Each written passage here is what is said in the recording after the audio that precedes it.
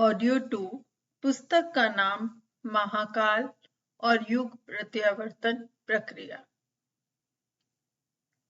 लोगों के मनोविकार, मानसिक रोग आकाश में ऐसे रेडियो विकिरण फैलाते हैं जिससे मंद और तीव्र शारीरिक रोगों एवं आदि व्याधि की अप्रत्याशित रूप से उत्पत्ति और वृद्धि होती है, जिसके कारण जनसाधारण को हर घड़ी असह कष्ट सहने पड़ते हैं।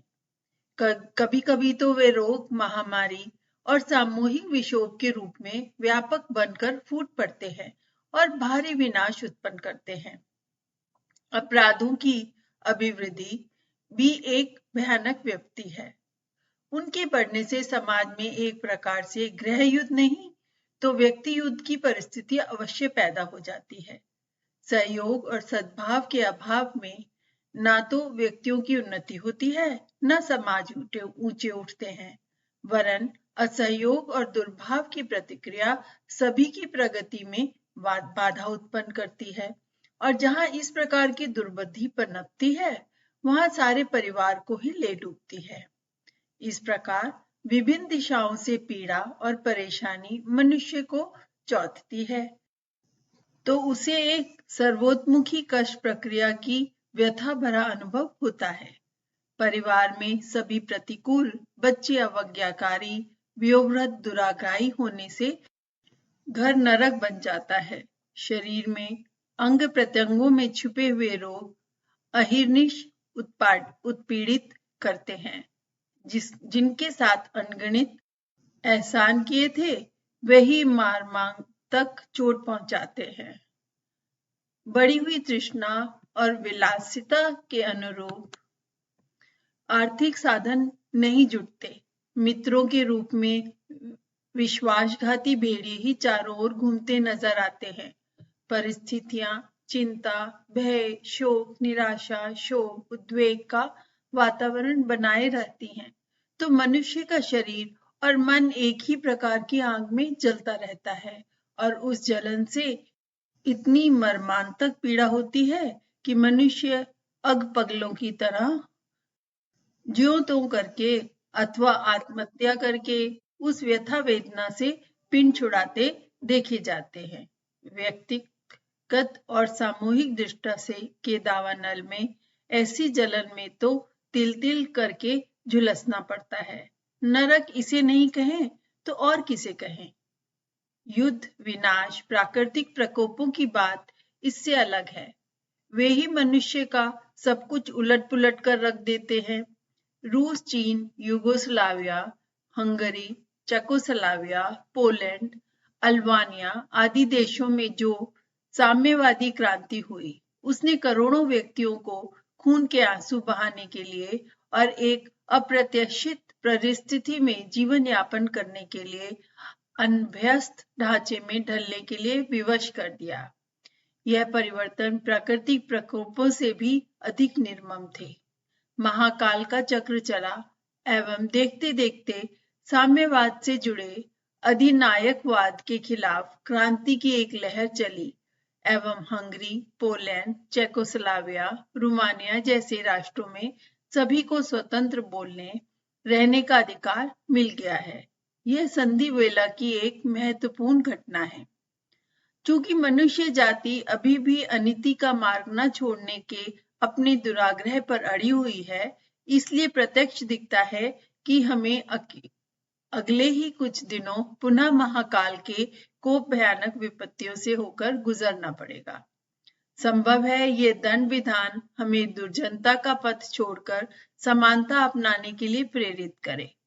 ऐसा हो सका तो इन भावी विभीषिकाओं को भी नवयुग निर्माण की प्रसव पीड़ा मानकर मंगलमय ही कहा जाएगा। महाकाल और उनका रौद्र रूप। सृजन के देवता ब्रह्मा, पोषण के अधिष्ठाता विष्णु और संहार के व्यवस्थापक भगवान शंकर हैं। त्रिदेवों की एक पूरक व्यवस्था के अंतर्गत ही इस विश्व ब्रह्मांड की क्रियाकलाप गतिशील हो रहा है। उत्पादन की प्रक्रिया प्राणधारियों तथा पदार्थों सहित चलते रहने से संसार की बढ़ोतरी होती है। जो उत्पन्न हुआ है उसका पोषण, अभिवर्धन होते रहने की से प्रौढ़ता और परिपक्वता आती है, और जो उपजा है, बड़ा है, पुष्ट हुआ है, उसे अंततः जराजीर्ण होने पर अनुपयोगी बन जाने के कारण कूड़ा करकट मात्र रह जाता है। तब उसकी अंत्येष्टि भी अभिष्ट होती है। विनाश उत्पादन का आधार है। पुरानी फसल कटने के बाद ही नई फसल के बोने लगाने का क्रम बनता है। प्राणी की मृत्यु ना हो तो उसे नया जन्म धारण करने का अवसर कैसे मिले? सृष्टि का चक्र उत्पादन, अभिवर्धन और अवसान की क्रम व्यवस्था पर घूम रहा है। अवसान ना हो तो फिर उत्पादन के लिए नया पदार्थ कहाँ से लाएं? विधाता ने सृष्टि के आदि में जितना पदार्थ सजा था, उसी की उलट पुलट होती रहती है, और उसी की हेरी फेरी में इस संसार की हलचल दिखती है। अस्तु उत्पादन जितना क्रांतिमय है, उतना ही अवसान भी। अवसान को अभिनव सृजन का शुभारंभ कहा जाए तो यह सर्वथा उचित ही रहेगा। भगवान शंकर का निवास स्थान शमशान है। वह गले में मुंडमाला धारण करते हैं। मृत्यु के काल पाश महासर्प उनके कंठ में यज्ञोपवीत में लिपटे हुए हैं। तीक्ष्ण त्रिशूल उनका शस्त्र है। जब वे तीसरा नेत्र खोलते हैं, तब चारों ओर आग बरसती है। कुपित होकर वे तीसरे नेत्र से जिसे भी देखते हैं, वह जलकर भस्म हो जाता है। कामदेव की मृग मरीचिका को एक बार उनने पलक मारते मारते जलाकर भस्म कर दिया था। उनके वीर भक्त, भैरव और नंदीगण कितने विकराल हैं, इसकी कल्पना करने मात्र से रोमांच हो उठते हैं। जब प्रलय की आवश्यकता अनिवार्य हो जाती है, तब वे तांडव नृत्य करने खड़े होते हैं।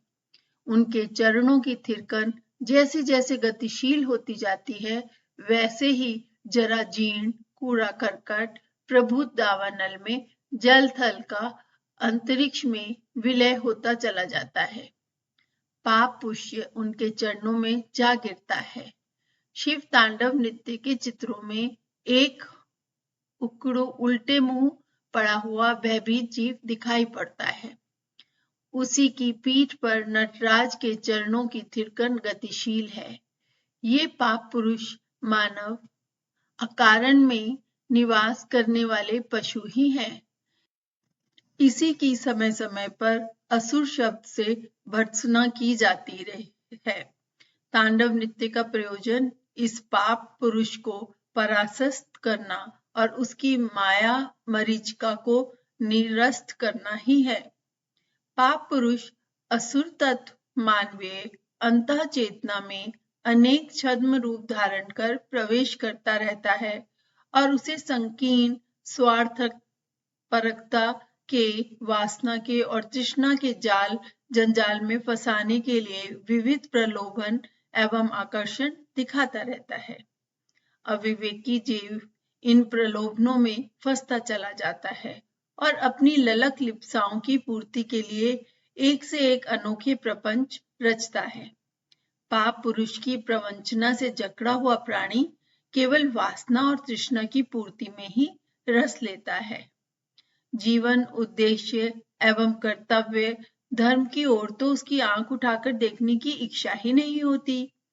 इच्छा नहीं तो आवश्यकता नहीं, सुविधा कहाँ? कामनाओं का इतना बड़ा पर्वत उसके सामने खड़ा होता है, जिस पर चढ़ते चढ़ते उसकी सारी शक्ति चुक जाती है। अभाव ही अभाव उसके चारों ओर दिखते हैं। जो उपलब्ध हो चुका है वह अति न्यून दिखाई पड़ता है। ऐसी दशा में बहुत कुछ समेट लेने, बहुत कुछ बरतने, बहुत कुछ भोग लेने के लिए अनीति का मार्ग ही एकमात्र अवलंबन शेष रह जाता है। पाप पुरुष के जाल जंजाल में जकड़ा हुआ जीव अनीति ही सोचता है, अनीति ही बरतता है। मर्यादाओं का पालन करने में उसे दरिद्रता पल्ले बनती दिखती है। संचय रूखा और नीरस लगता है। अतएव उसे संचय और उपभोग की दिशा में दौड़ने में ही बुद्धिमानी प्रतीत होती है। इस गुड़ दौड़ में कर्तव्य और आदर्श पिछड़ जाते हैं, अनीति ही एकमात्र सहकारी बन जाती है। इस दयनीय दुर्दशा में पड़े हुए जीवतारी का उद्बोधन प्रबोधन करने समय पर देवदूत, ऋषि मनीषी, महापुरुष और अवतारी आते हैं। उनके द्वारा समय समय पर सामयिक मरहम पट्टी भी होती है रहती है। मरम्मत से कुछ काम चल जाता है। प्रभावशाली धर्मोपदेष्टा अपने समय में एक सामयिक परिवर्तन भी उत्पन्न कर देते हैं। उनके प्रयास कुछ सफल भी होते हैं, पर अंततः एक अवस्था ऐसी आ जाती है जब उस जराजीर्ण स्थिति को तोड़ फोड़ कर पुनः निर्माण का एक अभिनव सूत्रपात नए सिरे से करना पड़ता है। क्योंकि पाप पुरुष के चुंगल में फंसा हुआ व्यक्ति जब उद्बोधनों का भी कोई प्रभाव ग्रहण नहीं करता, मनोमोही चिकने घड़े की तरह हो जाती है और एक दूसरे को उपदेश देने की विडंबना रचते हैं और धर्मांडांबर का ढोंग रचने की कला में इतनी प्रवीणता बढ़ जाती है कि सुधारवाद के सारे प्रतन उस दम प्रभाव में तिनके की तरह उड़ते चले जाते हैं। धर्म ध्वजी दिखने वाले व्यक्ति भी जब धर्म द्रोह पर उतारू हो, तब समझना चाहिए कि अब सुधार प्रयत्नों का अवसर चला गया। अब मरहम पट्टी की स्थिति भी नहीं रही। इस विश्व वर्ण के लिए अब मेजर ऑपरेशन की भयानक चीरवाड़ की अनिवार्य आवश्यकता उत्पन्न हो गई है। ब्रह्म दृष्टि से आज का संसार प्राचीन काल की अपेक्षा अधिक समृद्ध, अधिक साधन संपन्न और अधिक समर्थ है। लगता है हम प्रगति के पथ पर तेजी से बढ़ते चले जा रहे हैं। यह भौतिक मूल्यांकन सही भी हो सकता है, पर आत्मिक क्षेत्र में स्थिति बिल्कुल उल्टी है। भावनाओं में से उत्कृष्टता और आदर्शवादिता उठती चली जा रही है। आदर्श चरित्र के व्यक्ति जिनका भीतरी और बाहरी स्वरूप एक हो, ढूंढे नहीं मिलते हैं।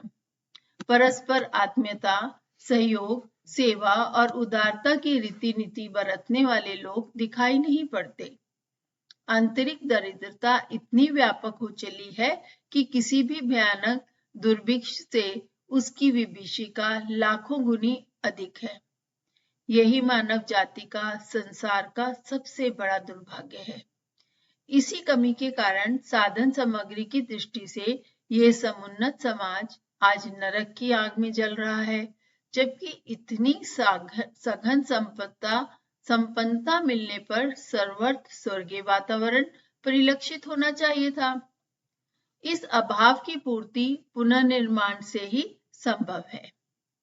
पीतल के बर्तन टूट फूट जाते हैं, तब उन्हें गलाकर दोबारा नया डाला जाता है।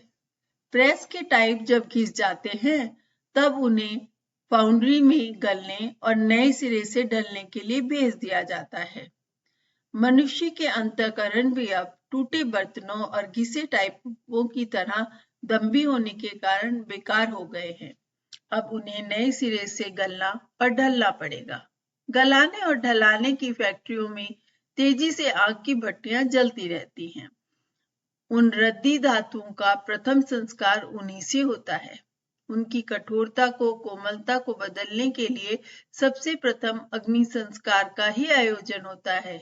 धातुओं को ढालने के लिए छोटी भट्टियां मनुष्यों द्वारा बनाई जा सकती हैं, पर करोड़ों अरबों हृदयहीन घिसे टूटे मनुष्यों को उनके वास्तविक व उपयोगी स्वरूप में परिवर्तित करने के लिए जो भट्टी चलाई जाएगी, उसके लिए बहुत बड़ी, बहुत व्यापक व्यवस्था होगी।